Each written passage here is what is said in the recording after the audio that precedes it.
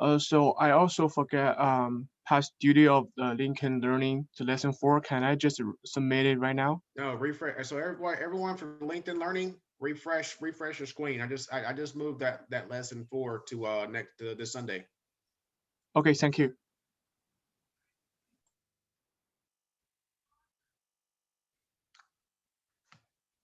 Any other questions?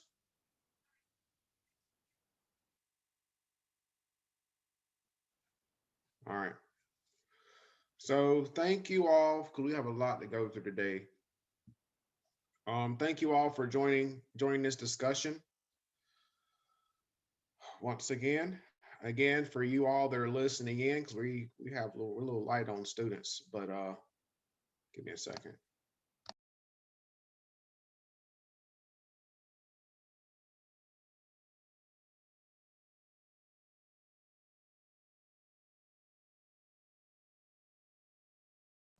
All right. So yeah, we're a little light in terms of students today. So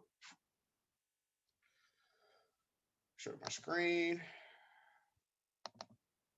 So I know that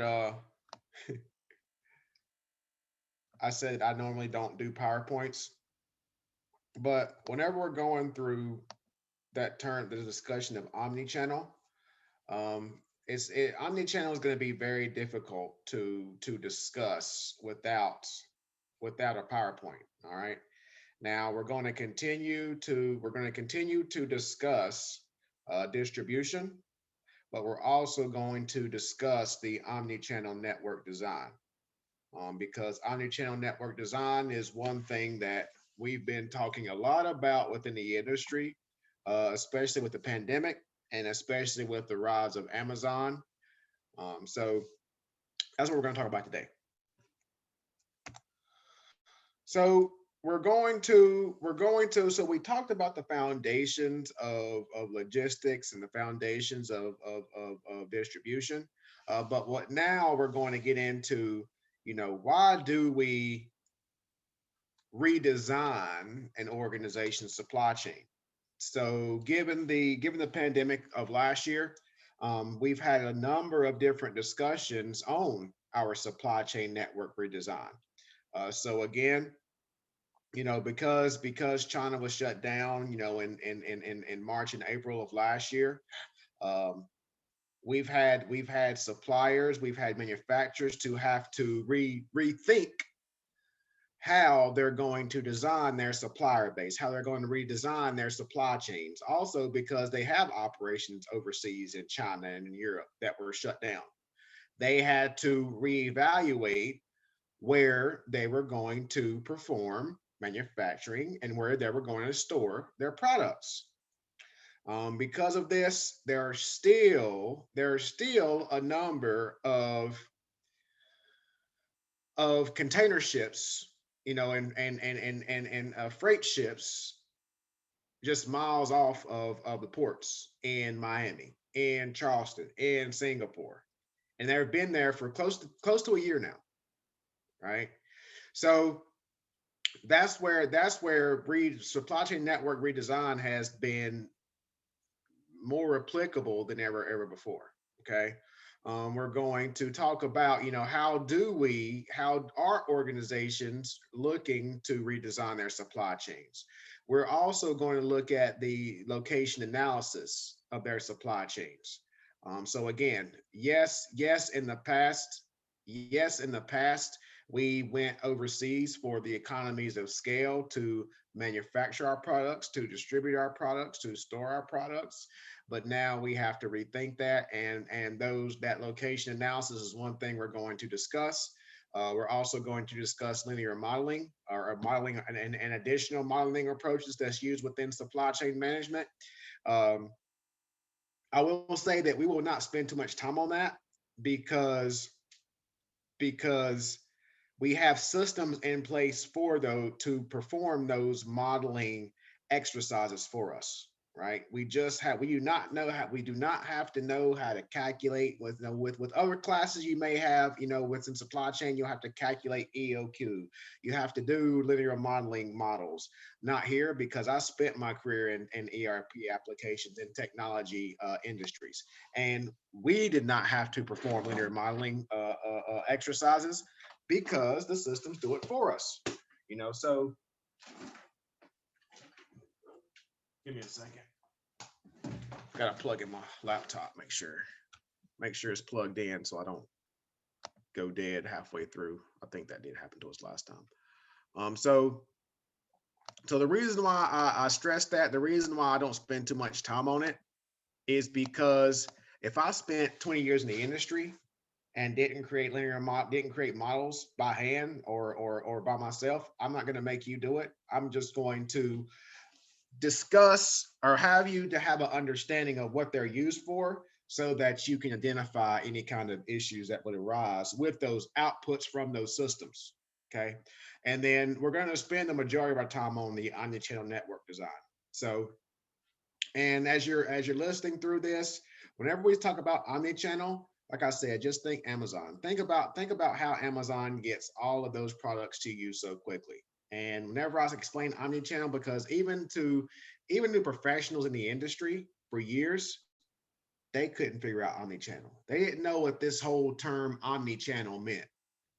So whenever we talked about omnichannel, I say, just think Amazon. I say, think about how Amazon can get all of these products from around the world to you in a day. That's omnichannel. And how it's so easy for you to by two clicks of a button to get that product to you the next day. That's omnichannel. But in order for that to happen, there's a lot of moving pieces behind the scenes for that to be successful. And that's omnichannel, and that's what we're going to talk about. So, whenever we talk about supply chain network design, again, I would say that there's a number of different aspects. Again, I know that you have to throw in an additional aspect outside of this with the pandemic. We're always going to use the pandemic as an example for a network redesign. And because of the pandemic, we had to move from our traditional supplier base overseas to more localized sources. Okay. Um, you're also going to see changes in global trade patterns. So we were actually had trade wars. We actually had trade wars with China before the pandemic, and that actually impacted how we would purchase products. That was pre-COVID. There's also changes in customer service requirements. So there, you're going to see a lot of smaller distributors have to rethink their network design because of this Amazon model. Because Amazon has spoiled us with 1 day shipping, we have other organizations trying to attempting to do the same. I think Home Depot created like a multi-billion dollar, I forgot how many billions, but they created like a multi-billion-dollar distribution center, to make it environmentally friendly or sustainable. They created a sustainable distribution center, but they also wanted to reduce the lead time of their products to their stores and to their customers. We see in the emergence of Chewy, the pet food distributor, try to adopt this Amazon model. Chewy is a large employer within the Pennsylvania industry, Pennsylvania's area. So we've seen organizations and distributors look at the omni-channel approaches of Amazon and try to mimic it.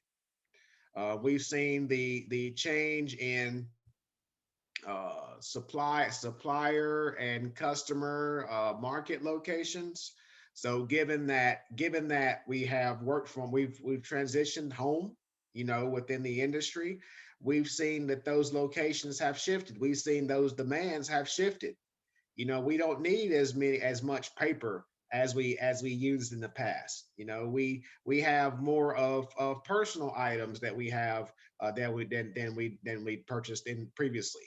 Right. So some of those market shifts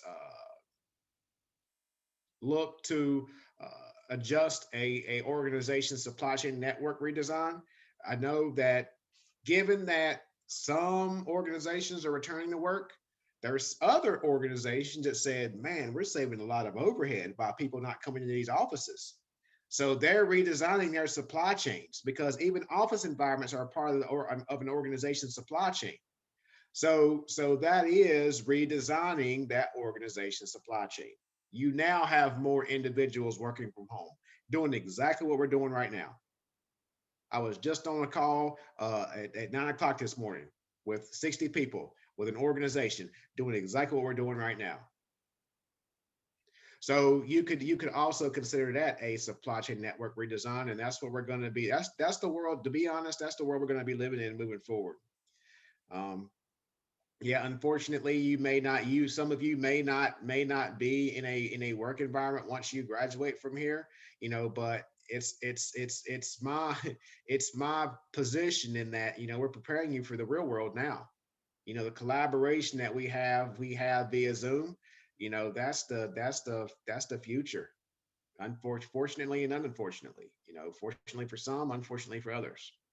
Now you're going to see additional offerings that come out, because some people don't work well with isolation.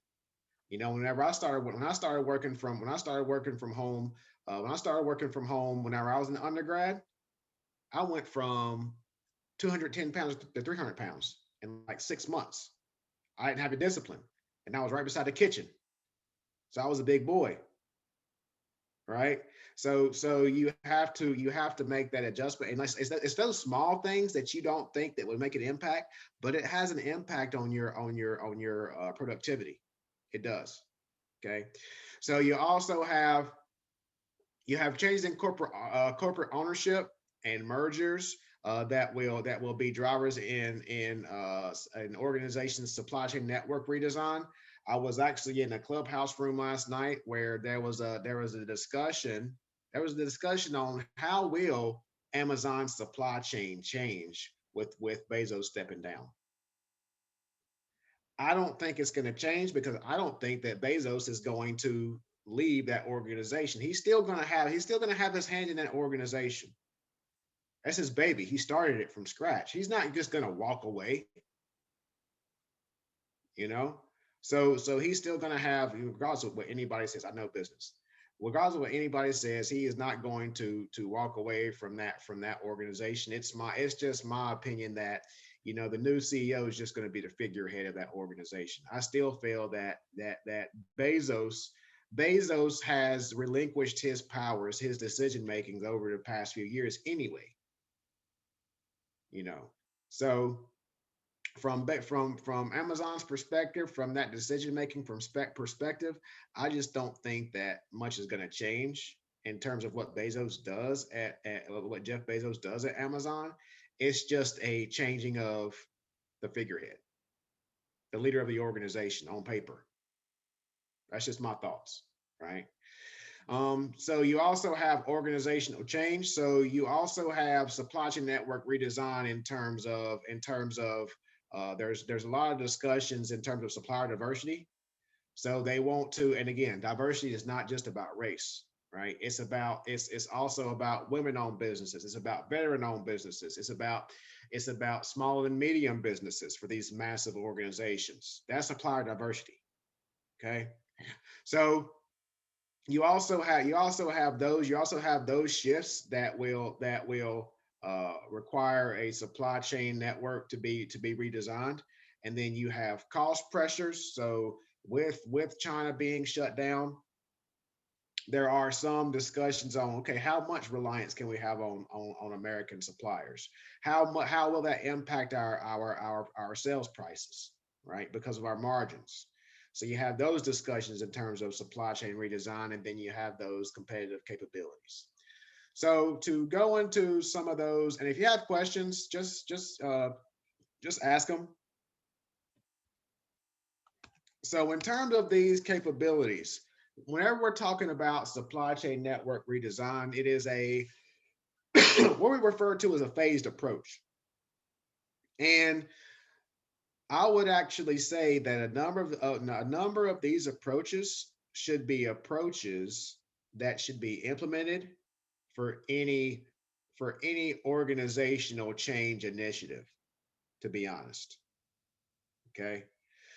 So in going through each one of these, whenever you want to define a supply chain network design process, the very first step is that initiation process. What is our supply chain transformation team going to look like? What is it going to be composed of? In most cases, that supply chain network team is going to be composed of people from different departments. It does not just have to be people from the supply chain or supply chain department. It's going to be from different departments because that's going to give you different perspectives. Also, you're going to have a transformation team from around the world.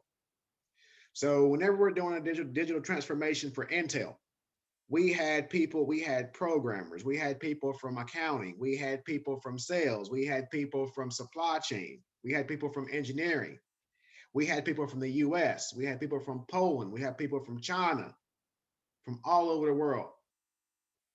And that's important because what we look at supply chain network redesign from a US perspective, it's going to be totally different than how they operate in China, how they operate in Poland, right? So that diverse team is very important, and that diverse team can actually could very well make or break a project.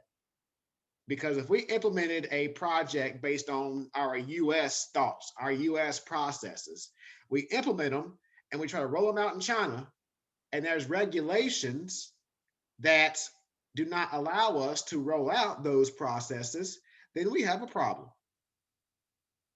We have a lot of wasted time, we have a lot of wasted money. So that's why it's very important to consider that team from different parts of the world, from different departments. Okay. You want to also ensure that the objectives of the organization, the mission and vision of the organization, is also aligned with this network redesign process. And you also want to evaluate, how much are we going to bring in external suppliers? How much are we going to bring in external third-party consultants? So that's how I got involved with Intel. I worked for a management consulting company. So Intel brought us in because we had expertise in supply chain optimization, supply chain network design, digital transformations. And all that was done at the beginning of the process. Okay. So that's another consideration. And I'm always a proponent of, bring in the best. Bring in the best because although their consulting fees on paper may be high, it's going to also cost you money to educate the people within your organization as well. So I'm always a proponent of these third party suppliers and third party providers of services and products. All right. So the second step is you want to perform a supply chain audit. So you want to look at the current state of your supply chain. So we want to say, okay, what's the current state of the supply chain? We want to interview people. So we'll take quantitative. So we'll take the numbers. And then we'll also take the qualitative data, which is going to be interviews, surveys, and things like that from our organization. And we're going to collect all this data to understand what is the current state of our supply chain network, good or bad, right? So once we have performed that current state assessment, then we say, okay, what does the future look like? How do we want our future supply chain network to look? And that's the importance of that supply chain audit. And I think the most important thing is that number 5 is where, what are the strategic issues? Because we have to attempt to address every single one of those issues. And again, now we're talking about supply chain, but I know every single one of you are not in the supply chain discipline. So these steps, this audit, can go for what's our accounting audit, what's our financial audit, what's our marketing audit, what's our engineering audit. This audit's very important for every single department within an organization, where you can identify what's the current state of the process, and then what does the future state look like to provide to increase efficiencies within the organization. Any questions so far? All right. So next we want to look at our supply chain. We want to look at our supply chain network alternatives. So we want to say, okay, here's our current state, here's our future state. What other options do we have? Now, here's where we get into the quantitative models. And again, the enterprise resource planning applications that we have. So again, the N4s, the SAP, the Oracles, they have tools in place that will pull the data that you currently have, that people around your organization, around the world, is inputting every single day, so that you can provide what if analysis.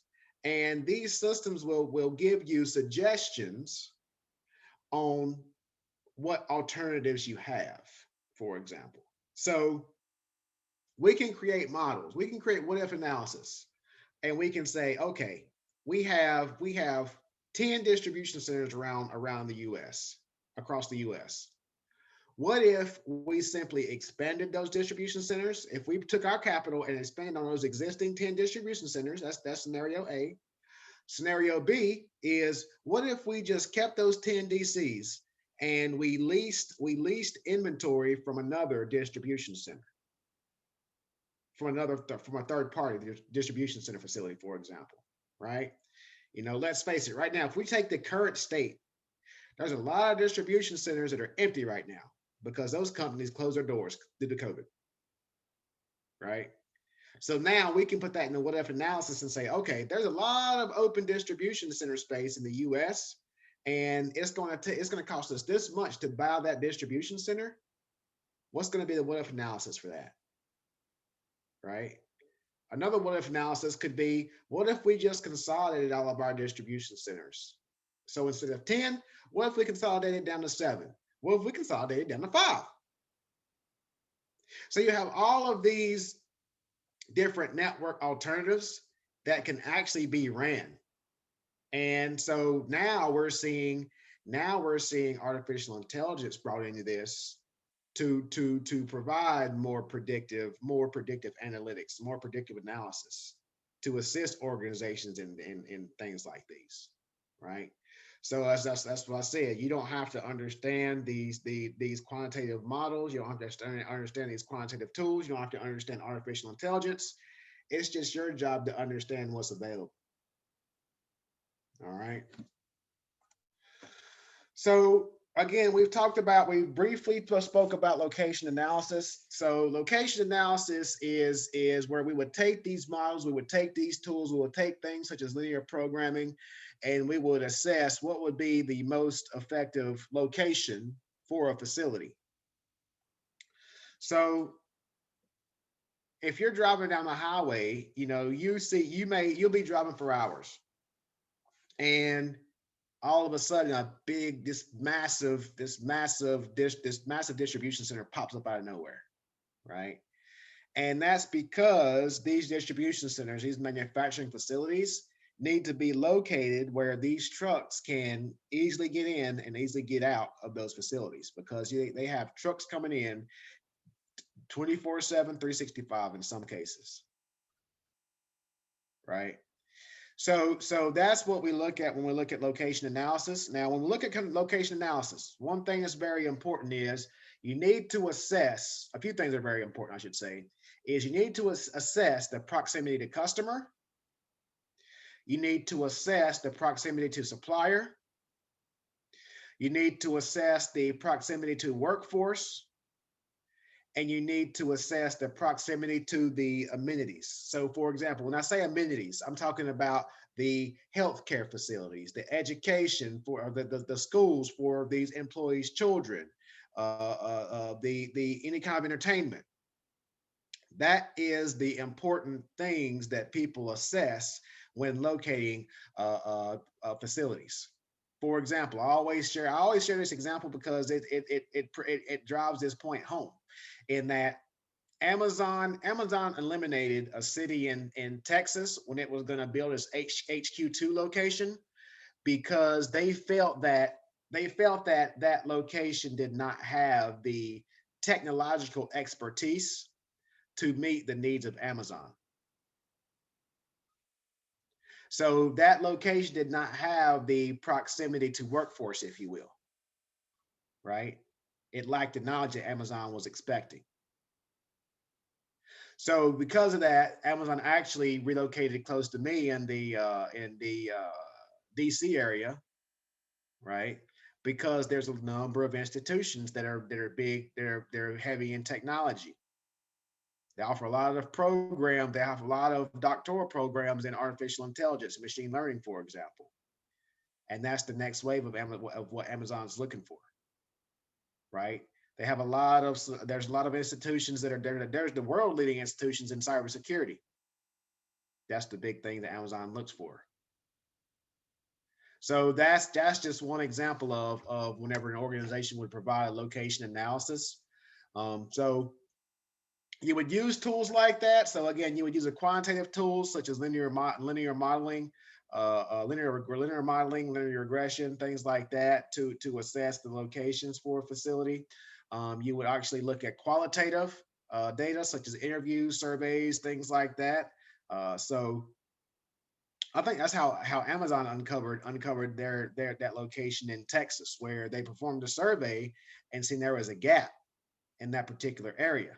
So that's how that organization was. That's how that location was eliminated. All right. So once all of this data has been selected, once we've analyzed, so whether or not we're going to consolidate, whether or not we're going to expand, whether or not we're going to build, now we create an implementation plan. So we create an implementation plan, which is it's going, in most cases, going to be a project composed of a project charter, where we're going to initiate the project. We are then going to assess who's going to be a part of that project team. We're going to create a project plan, and then we're going to pretty much develop these facilities. We're going to either develop these facilities, we're going to release out space, or we're going to expand these facilities. So the implementation plan pretty much charts the path, charts the blueprint for that particular plan. So going back to location analysis very quickly, there are a number of different determinants. We talked about a few of them: location, proximity to customer, supplier, workforce, amenities, things like that. But there's also additional considerations, such as, what is the current labor climate? There's a huge gap right now for people with artificial intelligence expertise, because pretty much every organization in the country is looking to integrate artificial intelligence within some of their solutions. Those people that enter in the market are do not stay on the market for long, and they are commanding high salaries because of supply and demand. And we're actually seeing these leading AI developers getting poached from company to company. They're going to the highest bidder right now at this given point in time, right? Because these companies can receive. So, for example, the going rate for AI developers is around $180,000. That's a lot. That's a lot of money. But Amazon could pay some of these leading AI developers. Facebook could pay some of these. Google can pay some of these leading AI developers $250,000, $300,000. The reasoning is that based on that particular tool they want to create, they're going to make that many times over, maybe in 6 months. They'll get their ROI in maybe 6 months, and that's going to be many times over, right? So that's why these positions are in high demand, and there's a number of these people there's no, I wouldn't say a number. I would not say a number. There are some of these people who do not write a single line of code. I don't write code. I hate coding. I was in computer science for one semester. I did not like it, right? But I understand the use cases of artificial intelligence. I understand how artificial intelligence and blockchain are applicable to the industry. And that tool is just as important as those developers. Those developers don't know the industry, but we can work together and we can create a solution that can change the world, right? So the point I'm trying to make is that you don't have to understand you don't have to code in code in Python, for example, to create an AI algorithm, right? If you understand what this tool can be used for and based on your industry, you can be just as valuable as those people that's creating these algorithms, right? So that's just one example of labor climate and locational determinants and things like that. And some organizations are opening up shop overseas, like in Russia, for example. There's a lot of AI developers in Russia. There's a lot of blockchain developers in Russia, right? So that's why they're kind of partnering with individuals over there. I think there's some regulations coming into play there, but that's what people are doing. Also in the blockchain space, a lot of organizations are being established in Puerto Rico because Puerto Rico is allowing blockchain companies to register. So instead of going to Cayman Islands, some of these blockchain companies are now going to Puerto Rico because they get a number of tax breaks. And now they're because it was frowned upon before Bitcoin hit 49,000. Now everybody's okay with it, right? But and it's fine. It's fine with me. But you know that's another consideration, and there's a number of different considerations. Taxes, like I said, there's a lot of blockchain companies going down to Puerto Rico because of the tax breaks. You'll also have transportation access, so that's why a lot of these distribution companies will open up shop on right off the highway, off Highway 85, Highway 95, and that's why you don't see distribution centers in the middle of Times Square. Trucks couldn't get in Times Square, right? And that's the same example that I use with hospitals. You don't see a hospital in the middle of Times Square. And I was lecturing one time, and I was lecturing a graduate program, and I brought that example up. And this one individual said, "Oh yeah, my daughter works in a hospital in Manhattan." I said, "When was the hospital built?" She's like 1912. I said, "Exactly, right." I said, ask your daughter what kinds of issues they have with the ambulances getting in and out of that hospital, right? So that's the things to consider whenever you are locating a facility. So whenever we look at a supply chain network design, this is an easy. This is we say we this example says supply chain complexity. This is a simple one. This is a simple one. Think about just imagine what Amazon supply chain network looks like. Amazon, so that would be that we would have, let's see, we would have distribution centers here. So where it says FW 1, 2, 3, 4, 5, I don't know if you can see my mouse or not, but let's just say that that's every distribution center for Amazon in the US. Amazon has like 60 or 70 distribution centers. I don't know exactly how many, but there's a lot. They have one in every single state at a minimum, right? So just imagine a minimum of 50 of these distribution centers for Amazon, right? And then you say, okay, of all of these distribution centers, what geographical regions in the US can that DC deliver to? What are all of the options? What are all the potential options that Amazon can deliver to? Down to the zip code. That's when it gets a little crazy. But the thing is, because of their innovation, whenever you type in your zip code on Amazon, it tells you right there within less than a second how quickly you can get your package. Right. So that's downstream. The further you move upstream, so the closer you move to the supplier, this gets smaller, but it gets even more complex because there's more difficulty in tracking it. So if you as a consumer down here at the very end, right, wanted to track what was the source of your product, So the jackets that you all have on, we all have jackets on now because it's cold. Jackets, the sweater. If you wanted to know down to the farmer, like what farm did that cotton in my jacket or the wool in my jacket come from, almost impossible for you as a consumer.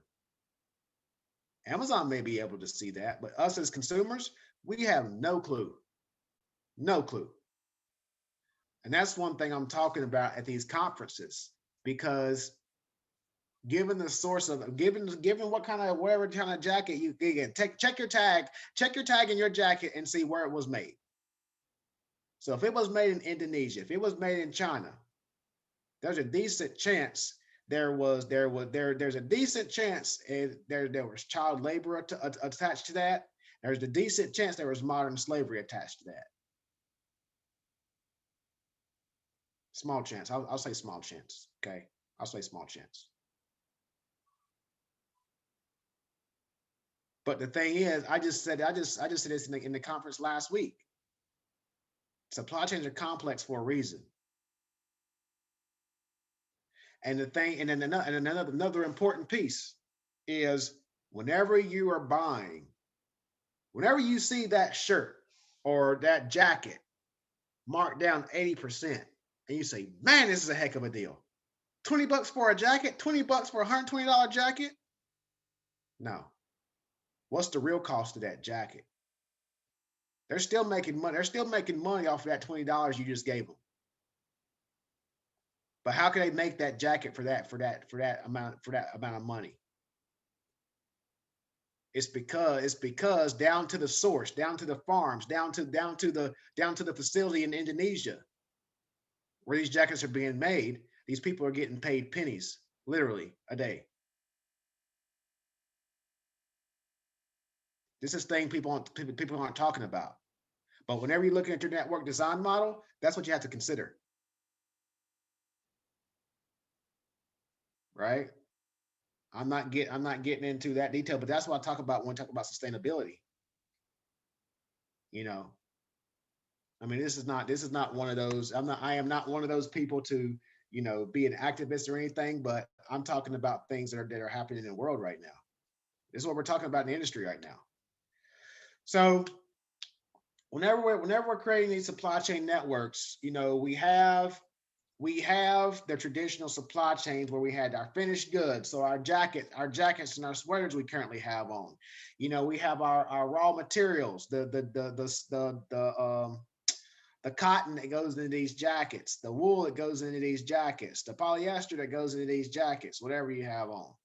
And then you have all the logistics. So how does the materials get from the farm to the factories, right? And all the processes that go into it before it gets to the factory to make. So once this jacket or sweater gets made, then it has to go to a distribution center for it to be stored. If you got it from Amazon, it has to go to an Amazon distribution center for it to get stored. You go on Amazon and purchase that jacket, and then it shows up at your house, right? That's a traditional distribution, traditional supply chain model. But in today's model, we have all kinds of technology. We have all kinds of technology into play to make this information this information more transparent. And we increase the communication among all business partners within these supply chain networks. So we're increasing visibility, right? Now, although we have all these tools, we still have the risks that I previously mentioned. I'm not going to mention them again. But again, organizations just want to make, they're all about making money. They don't care about the ethical issues, right? And that's one thing I'm fighting right now. But you as leaders of your organizations, you have to bring it to light. And I say time and time again, the millennials and Gen Zs, you're the ones that's gonna be able to make a change, because you're the ones that do the research. You're the ones that say, okay, well, what's going on with your supply chain there, buddy? I seen this one thing. You say you're sustainable now, prove it. That's all I always say. I say you go to these big boys and you say prove it. You say I got 10,000 social media followers. Oh, I'm gonna snitch. Prove it. Because you can make a change that way. Because if you were to say something about an organization acting unethically, and your 10,000 followers share that, then their 10,000 followers share that. Now you get into a couple million people that's seeing all the bad things this organization's doing. It happened. It happened to a It happened to a manufacturing organization in India. They shut down. Like two or three people posted about like women had to pay for sanitary napkins in the factory, and they only had like a 10-minute break or something like this. It was like three stories, then it exploded to millions. Guy got shut down in like weeks, and for good reason. So you're saying like that just because of that post, that story spread throughout quickly, and then like, Quickly. I think oh, I might say it's less. I might say it was less than a week. oh, It was based in India. You, oh, you, you could probably Google it. Like I said, you all have the power. You all have the power. And so in my generation, I mean, I'm 36, right?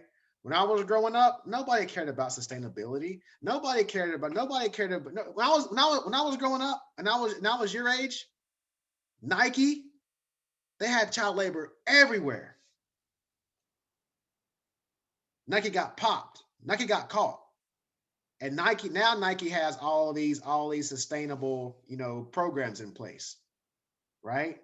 Now, I will say, yes, they got caught. Yes, they changed their ways. Yes, I say that. Why did it come to that for Nike to change their tune? But at least they changed it. At least they changed it. There's still people out here that get caught. They don't care. They just care about the dollar, right? And all these things go back to the supply chain, right? And that's why the supply chain is so important.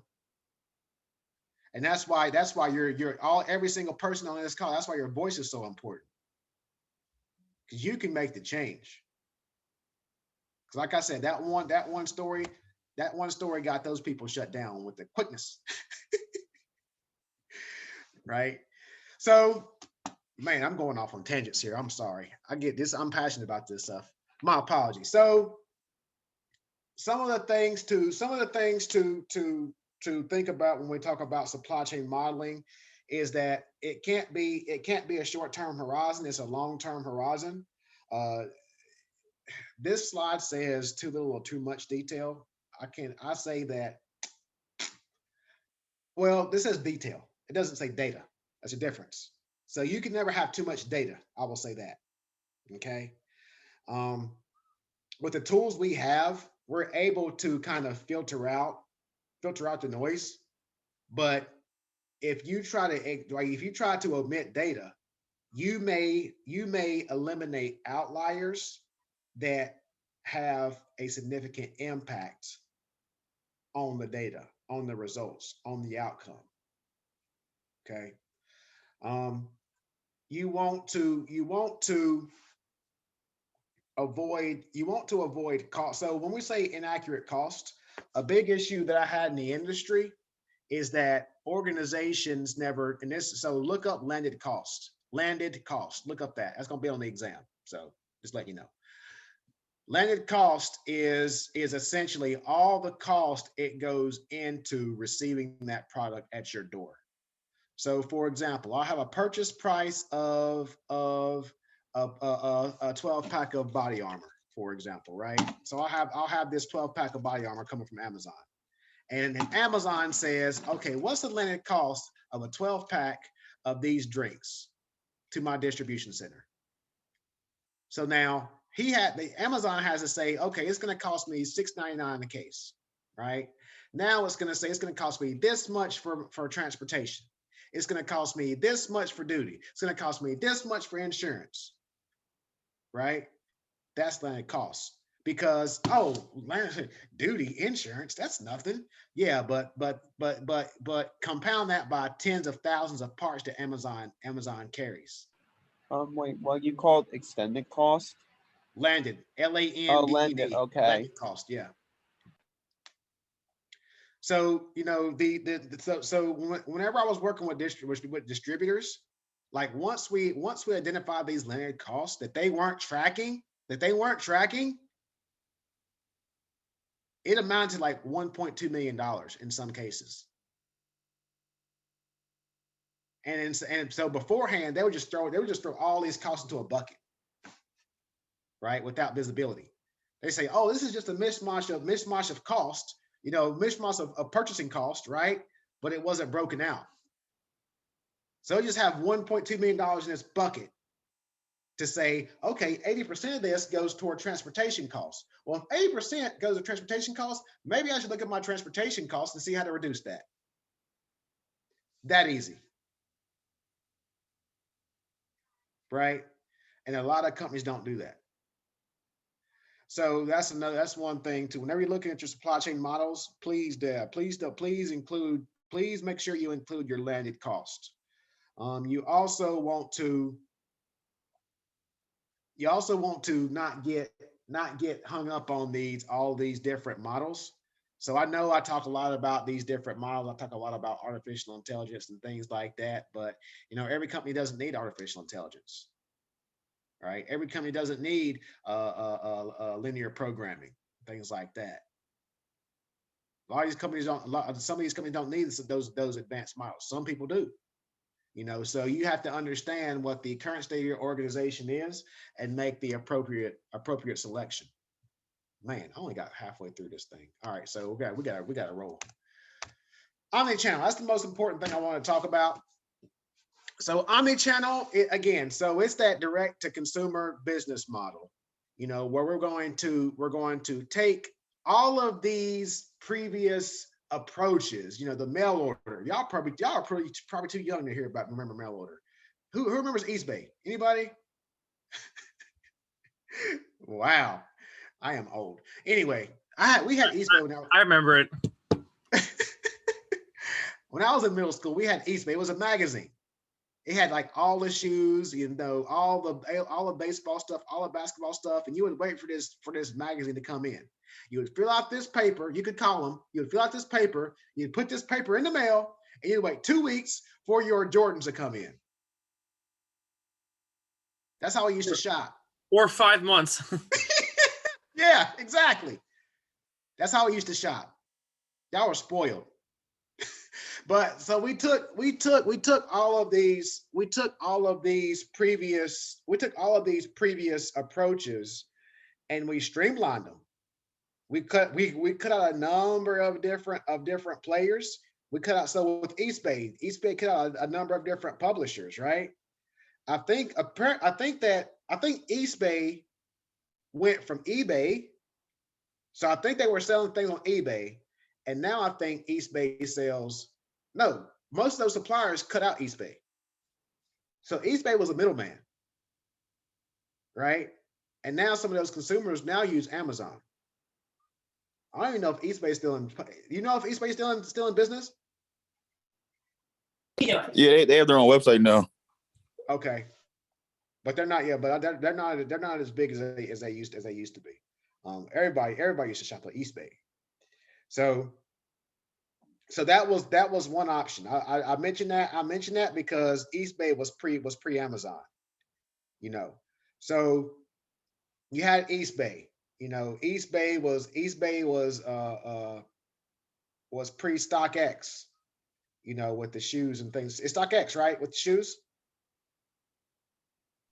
Yeah, now StockX is like doing more than shoes. They're like selling electronics, collectible like little items, like little figure items and stuff like that. They're just they're selling everything though, marked up, obviously. Interesting. Yeah, so that's a difference. See, all these models are coming out, and this is transforming. It's transforming supply chains. It's transforming the way we do business.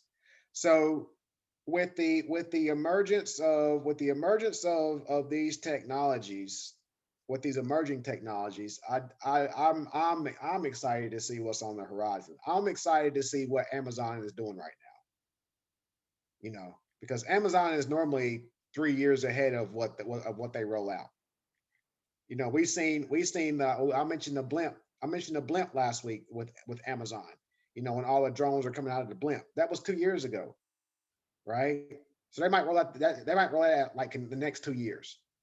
You know, they have Amazon was doing Amazon Prime Air. So if you Google Amazon Prime Air, that was from 2018, I think, and that kind of went quiet.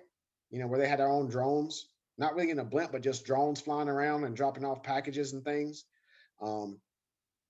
So I'm very excited to see what Amazon's working on now. So that's just essentially what omnichannel is, where you have to bring in these emerging technologies and bring them into your go-to-market strategy. And whenever you bring in omnichannel within your go-to-market strategy, how is that going to impact your supply chain network? Okay, that's just a key consideration within this discussion. All right. I'm gonna upload this PowerPoint as well. I think I did not. I don't think I did that. So yeah, I'll upload this PowerPoint. So whenever we look at marketing versus logistics, I used to hate this term procurement. Everything's electronic now, right? It's like email. No, it's just mail because everything's electronic. You know, so you know, e-commerce. No, it's just commerce.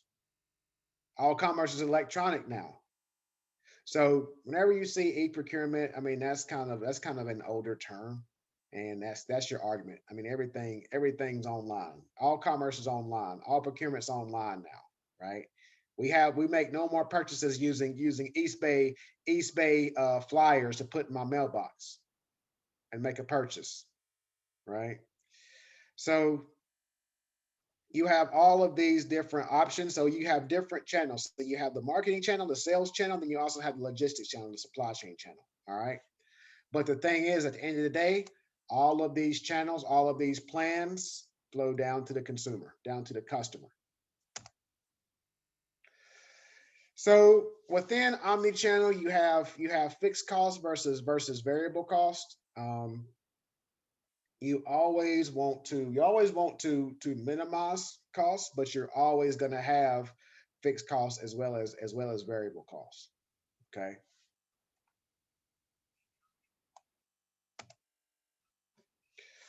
So I might actually pull this off and get through all these. So you have different customer fulfillment models, and we're going to go through each one of these. So one of the models is referred to as the integrated fulfillment model.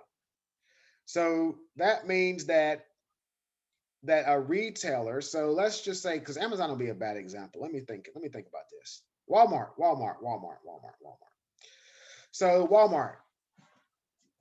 So Walmart has a distribution network, and that distribution network will serve both brick and mortar and online customers. So the Walmart actually has a distribution center outside, about an hour and a half from UP, from University Park, and that distribution center receives Walmart online orders as well as orders from Walmart stores in that UP location. Okay, so that is going to be low startup cost. It's going to have workforce efficiency, because the workers, like the pickers who are picking the product, they don't care whether it's coming from the distribution center or the consumer. It's just going to be a difference in quantities. So when an order comes in from a DC, they're going to be picking up pallets, and moving pallets to the shipping department, right? Where the pickers that are doing individual customer orders, they're just picking one piece, like one case of body armor or something like that, and shipping it to the shipping department. Whereas if a body armor order came in for a Walmart store, I'm picking up the whole entire pallet, as opposed to taking off one case and shipping it to my house, right? So that's what the disadvantages are down there at the bottom, where that order profile change, the individual case versus the entire pallet. But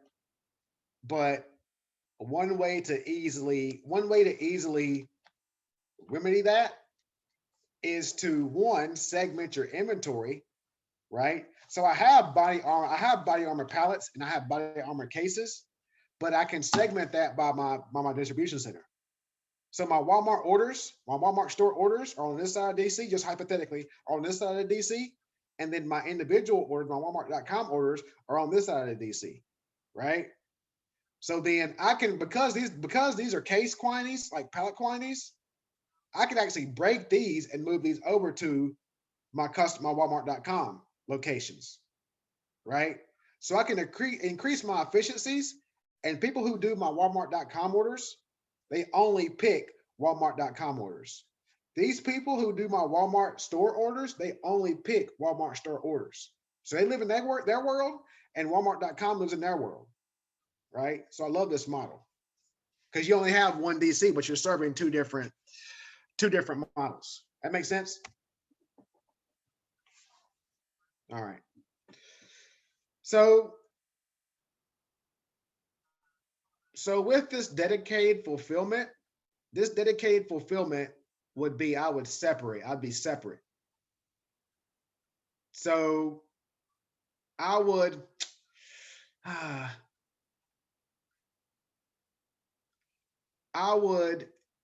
actually pick and ship. No, I would be separate. So Walmart, going back to Walmart. Walmart would have a Walmart.com DC. Walmart would have a Walmart store DC. Two separate DCs for Walmart, right? As opposed to combining them in this one, right? And shipping to my Walmart stores and my consumers. Now I'm separating them out. That makes sense? Now, again, it depends on what your model is, right? Now, with Amazon, so see, Amazon doesn't have a retail store. But if Amazon had a retail store, if Amazon, hypothetically, work with me here, if Amazon had a retail store, because of the volume of product that went through these stores and that goes through Amazon.com, it may make sense for Amazon to have a dedicated DC for the online and a dedicated DC for the Amazon store. If you look at the volume, okay, that's just one example. Any questions on that? Doesn't Amazon like have those like pop-up shops though, where you can like? They have the Amazon Fresh. They have like but not like for general distribution. Okay. Yeah, they have the Amazon Fresh. Is it called Amazon Fresh? Well, the Amazon Fresh is like it's like a grocery. Like, you can order groceries through like Whole Foods. No, they have their own, like the pop. So you can order it through Whole Foods, but they have pop-up shops in San Francisco where you don't even pay. Yeah, you just walk in and out, right? Excuse me? You just like walk in, you buy your stuff and like walk out, right? Yeah, you walk in by yourself and walk out because it uses sensors to scan what you purchase. Okay. Yeah. Pretty. I mean, I have people in that area. He said they say it's pretty slick. He's like, it feels good because it feels like you're stealing until you check your bank account. Listen, I completely agree. He said it's slick though. He said it's slick. All right, so pool distribution. Pool distribution is used a lot. So Amazon actually uses this, where they will actually pool their inventory based on certain locations, right? So in going to, I'm trying to think of another company. I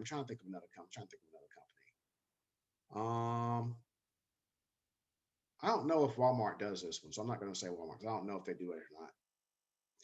But so Amazon does pull their inventory at other third-party DCs. So Amazon cannot be in every single corner of the US, right? So they'll actually take products based on geographical region, using data based on geographical region, and they'll pull this inventory in certain areas. Like, so let's just say, for example, an Amazon DC is 2 hours away from a location in Rhode Island, for example. I'm trying to think like the most remote state I can think of. That's Rhode Island's the first one that comes to mind. My apologies from Rhode Island. But if these people in Rhode Island purchase these products from Amazon, Amazon would probably send these products or a subset of these products to a distribution center in Rhode Island. And whenever these people purchase these items on Amazon.com, they would ship them out of this DC. As opposed to Amazon saying, okay, if I ship it from my DC, my distribution center, it's going to take me 3 days to get it to you. So now they can use the same exact service to say, oh yeah, Rhode Island, we can get there in 1 day, because they pulled this inventory. Because they're looking at the algorithms exactly how, whenever it says people who purchase the products you use in your cart also purchase these parts, they use that same algorithm to guess and predict what these people in these remote regions are going to purchase, and they ship these products to these areas. Some companies do, a lot of distribution centers do that, because it's a win-win, because now, instead of these distribution centers around the country having wasted space or empty space, they can lease this space out to people like Amazon. And this stuff just sits there until it gets ordered. So that's that pool distribution model. And then you have dedicated store delivery. How much time we got? Oh, 5 minutes. I think we're gonna get there. 3 more slides. We're gonna get there. Let's go. No, I got 10 minutes. We're gonna get there under our time. How's that? How's that sound? All right. So direct store delivery. That's where you're going to go from the supplier DC. You're going to go from Amazon. Well, no, Amazon doesn't ship to stores. You're going to go straight from Walmart. The Walmart has a dedicated distribution center for my Walmart stores in my geographical region in PA. I only ship to Walmart stores, right? So that's dedicated store. That's the one that's the easiest. So you have just one massive distribution center where that DC can that one Walmart DC supplies all Walmarts in central PA, for example, right? So that would be a dedicated distribution center for Walmart.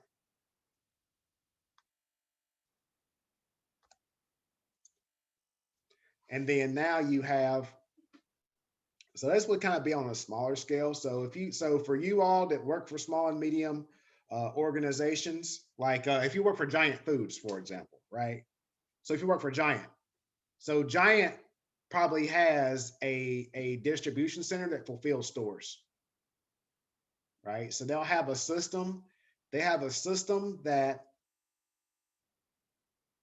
tracks inventory, like reorder points, and then they'll just actually send over fulfillment orders. And in some systems, they don't even wait for those stores to issue orders. Those products just show up because they have a system in place to say, once these quantities fall below this reorder point, ship these products out to these distribution centers. right? So that could be like a store fulfillment, where when it falls below the reorder point, then that distribution center just gets a list of all of these items that this particular store needs, and they just ship them out. Some send them out every other week. Some, I don't think everyone would send them out every day, because that would just reduce, that would have increased fuel costs. So, but that's another option for fulfillment methods. And then you also have the flow through fulfillment. So that's where you're going to, so this is also referred to as well, you could say this flow through fulfillment could also be referred to as cross docking. So if you've heard of cross docking, cross docking is essentially where you can go from straight to the DC. So straight from the supplier DC, it does not go in the stock. It just goes straight through. It goes straight through the Walmart DC, and then it goes straight to the Walmart. Okay, so that would be flow through fulfillment. So again, cross docking would be one example of this.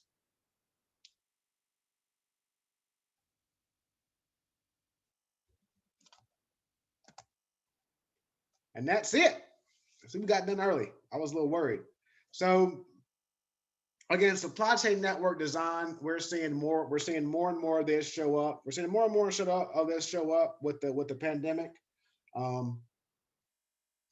You're going to see more and more of it once we return to normalcy, because previously people were against people working from home, people working remotely, but now organizations are seeing how the cost savings that need to be considered when doing this. So that's one thing that you're going to see a lot of, and you're going to see a shift within the market in terms of supply chain network design, organizational network design, right?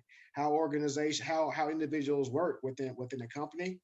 You're also going to look at the ways in which organizations create their network, whether it is a distributed network, whether it is a flow through plan with that cross docking concept that we referred to, whether it's a shared distribution center that distributes both in the online and on the storefront.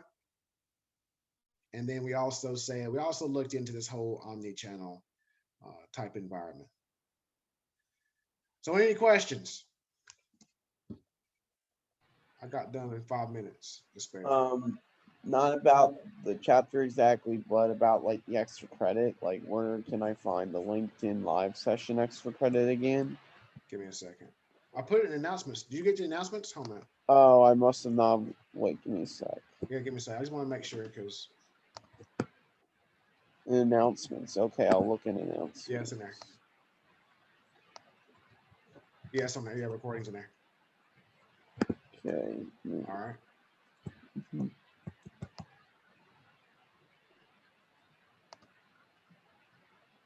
Any other questions? Any thoughts on what we discussed?